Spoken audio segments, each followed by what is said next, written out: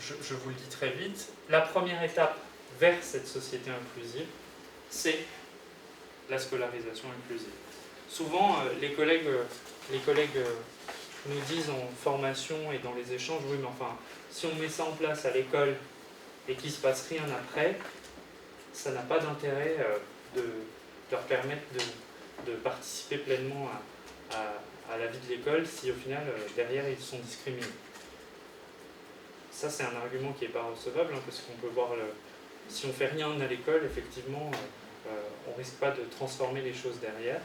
Et par ailleurs, nous, on parle beaucoup de l'école, mais il y a des transformations au niveau du marché de l'emploi, au niveau de l'habitat, qui visent à garantir cette société inclusive. Et ça, si on ne mesure pas dans notre propre quotidien, alors ça ne peut pas marcher. Alors, comment est-ce que cette scolarisation inclusive elle a évolué au cours du temps? Nous, en France, elle a évolué lentement. Elle a évolué lentement, ce qui n'est pas toujours le cas des autres pays, hein, on en parlera très rapidement. La première disposition législative que l'on trouve, c'est la loi du 15 avril 1909 sur la création de classes de perfectionnement pour les enfants arriérés. Et je ne résiste pas à vous lire juste une citation d'un de mes ouvrages préférés, écrit par 2 médecins en 1910, sur la scolarisation des enfants en situation de handicap. Alors, je cite évidemment, le problème de l'assistance des écoliers atteints d'anomalies mentales est actuellement à l'ordre du jour, et la nécessité de le solutionner pratiquement se fait impérieusement sentir. La normale psychique est un débile, incapable de s'adapter spontanément aux conditions actuelles de l'existence. Donc on part de là. Et par ailleurs, en lien avec l'échange que l'on avait sur les 30 par classe, c'est exactement les mêmes éléments que mobilisent ces 2 médecins pour expliquer que c'est compliqué d'ouvrir la scolarité à ce public. La disposition légale suivante, il y a eu des petits ajustements, mais la vraie modification importante, c'est 75 derrière. D'accord ? Donc, il s'est écoulé 66 ans avant d'avoir une vraie transformation qui va, c'est une loi portée par Simone Veil sur le handicap d'une manière générale et qui va jouer un rôle important puisque elle va faire de la scolarisation des enfants handicapés, comme labellé ici, une obligation éducative et une obligation nationale. Donc elle va affirmer, cette loi, que l'objectif c'est de scolariser ces élèves le plus souvent dans l'ordinaire, soit dans le spécialisé. Pour information, c'est aussi cette loi qui va définir l'accessibilité à l'ensemble des bâtiments publics et des bâtiments recevant du public. Vous pouvez voir que 44 ans après, on n'est toujours pas bien atteint cette question de l'accessibilité, et donc c'est amusant de voir comment on résiste encore. Je vous ai dit que notre histoire était lente, donc vous voyez, nous, 75, on dit qu'il faudrait qu'il soit intégré à l'école, c'est ça le mot sous-jacent.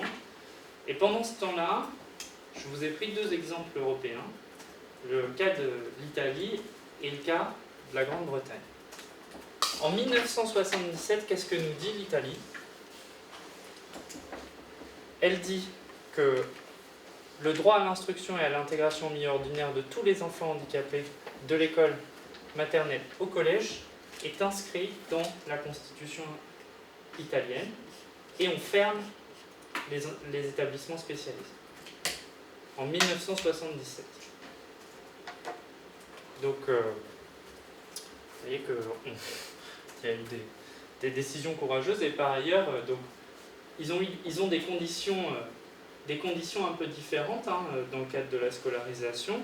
Tout à l'heure, je reviens sur ces 20 par classe. Alors ce chiffre, ces 30 par classe, ce chiffre a un peu évolué, puisque ce que prévoyaient aussi les dispositifs législatifs en Italie, c'est de limiter le nombre d'élèves dès lors qu'il y avait un élève à besoin éducatif particulier dans la classe, et d'attribuer à la classe un enseignant spécialisé dans la classe pour faire de la co-intervention et de l'accompagnement.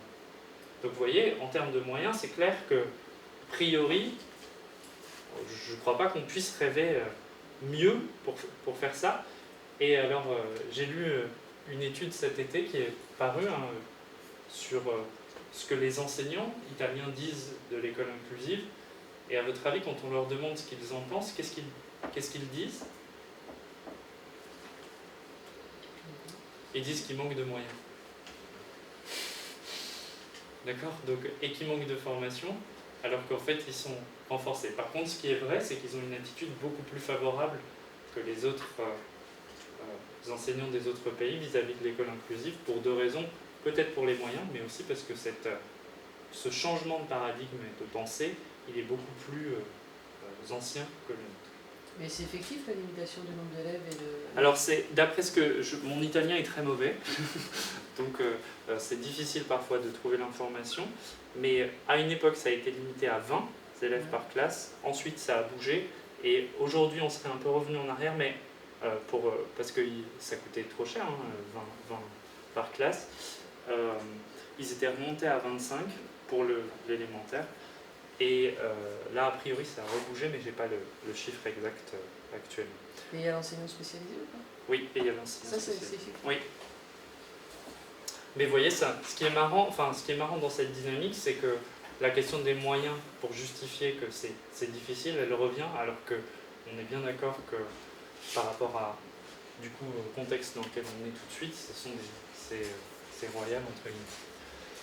Et dans le même temps, en Angleterre, on fait une bascule différente, puisqu'on va abandonner le terme handicap, qui est connoté négativement, pour parler de besoins éducatifs particuliers. On le verra tout à l'heure quand on parlera de la recherche, mais l'idée c'était bien de se dire le problème du handicap, c'est que finalement j'ai pas beaucoup de moyens d'action dessus, de raisonner en termes de handicap, alors que les besoins éducatifs particuliers, tous les élèves ont des besoins, et donc mes leviers d'action sont plus importants que sur le handicap en tant que tel. Ça va, ça? Donc vous voyez que on a une évolution qui est différente. Nous, il faudra encore attendre 30 ans de plus après cette loi de 75 pour qu'on redéfinisse le handicap. Jusqu'à présent, quand une personne en situation de handicap faisait face à un obstacle dans sa participation à la vie sociale, en fait, les causes de cette difficulté étaient à rechercher dans sa situation de handicap. Donc ça, c'était une conception médicale du handicap. Et la loi de 2005, elle va entamer une transition vers ce qu'on appelle une conception sociale du handicap, qui dit que si l'individu ne peut pas accéder au bâtiment, les causes sont à chercher dans son environnement. Et à partir de considérer que les causes puissent être dans l'environnement, ça veut dire qu'on peut mettre en œuvre des choses pour lui permettre de dépasser ces obstacles-là. Je passe vite ce point-là, qui est la définition du handicap, qui parle bien d'une limitation d'activité ou d'une restriction de la participation sociale. Pour vous dire que dans cette loi de 2005, ce que l'on nous dit, c'est que l'institution scolaire, elle doit privilégier le maintien dans un cadre ordinaire de la scolarité de l'élève. Donc on est sur des prémices vraiment de cette inclusion, puisqu'on affirme que l'objectif c'est que ces élèves-là soient dans le cadre ordinaire. Alors, je vais passer ça parce que je suis déjà un peu en retard. Juste pour vous dire que, évidemment, l'une des difficultés auxquelles vous allez faire face avec les collègues, c'est que on raisonne le handicap d'abord sur le handicap moteur et pas sur les autres situations de handicap plus invisibles. Mais cette loi, elle s'adresse bien évidemment à l'ensemble des situations de handicap et on est obligé de faire ce pas de côté et de mettre en perspective que en fait, les gens en situation de handicap moteur et de fauteuil, ça représente un pourcentage extrêmement faible de l'ensemble des situations, mais pour autant, dans les représentations mentales, ça représente 95% des gens qui, quand on parle de handicap, parlent de handicap moteur. Mais évidemment, nous, dans la classe, d'ailleurs, vous pourrez faire le tour des collègues à ce moment-là, le nombre de collègues qui ont été confrontés à un élève en situation de handicap moteur ou un élève 10, le rapport est évidemment différent. Alors, juste pour vous situer le débat dans cette évolution de la conception du handicap, j'ai pris ce tableau qui résume ça. Dans le modèle médical qui nous occupait avant 2005 et qui reste encore très présent dans la tête des gens, la situation de handicap, c'est un problème individuel avant tout, alors que dans le modèle social, c'est un problème environnemental. La conséquence de ça, c'est que dans le modèle médical, pour protéger, on ségréguait, alors que là, on inclut. Puisque c'est l'environnement qui pose problème, alors on peut transformer l'environnement pour leur permettre de participer. Dans le premier cas, on fait des ajustements personnels, des compensations individuelles seulement, alors que là, et on le verra notamment de manière très claire avec Sylvie tout à l'heure, on peut transformer l'environnement de la leçon, de la classe, pour permettre cette participation pleine et entière. Je pourrais vous le mettre en français. Réglementairement, je vous fais un dernier point sur la loi du 8 juillet 2013 qui va inscrire dans le Code de l'éducation le principe d'inclusion scolaire à l'article 1er. Donc en fait, c'est vraiment en 2013 pour moi qui consacre les gens. Je ne suis pas toujours d'accord avec mes collègues, mais pour moi, du point de vue légal, c'est vraiment 2013 qui marque un tournant en inscrivant au Code de l'éducation l'inclusion. C'est 2005, non ? 2005, elle pose les bases, mais elle ne parle pas explicitement dans la même mesure de ces éléments-là. Là, en entrant cette information à l'article 1er du Code de l'éducation, je trouve qu'elle lui donne une valeur beaucoup plus forte symboliquement que, même si évidemment la loi de 2005 a fait progresser sensiblement. Et puis vous le savez, il y a différentes circulaires qui viennent se rajouter au cours du temps, et notamment la circulaire dont parlait François, la circulaire de rentrée 2019, que je vous invite à aller consulter. Je vous ai mis quelques exemples, mais que je vais passer pour le bien de notre discussion, pour arriver à juste quelques éléments dans les faits. Sur la progression du nombre d'élèves, vous voyez que depuis justement 2005, on a une progression constante du nombre d'élèves scolarisés dans le milieu ordinaire. Ça ne tient pas compte des différents volumes horaires, mais une progression constante. 340 000 élèves en 2019. Vous avez une idée de ce que ça représente sur l'ensemble du système éducatif ? 2,5%. Ouais. Ah oui, c'est vrai. Du coup, mon effet est gâché. Normalement, vous n'avez pas le choix après. Du coup, je poserai plus de questions. 2,5% des élèves. Donc en fait, on est quand même sur... Alors, ça, pour le coup, ce chiffre, il représente vraiment que les élèves en situation de handicap. On est un peu plus large quand on inclut la grande difficulté scolaire et les élèves nouvellement arrivés en France, mais on reste sur des pourcentages qui en moyenne sont relativement faibles. Il y a 12,5 millions d'élèves, il y a 12 millions d'élèves dans le système éducatif, donc on est sur des pourcentages assez faibles. Un petit point de comparaison rapide sur la situation par rapport aux pays européens.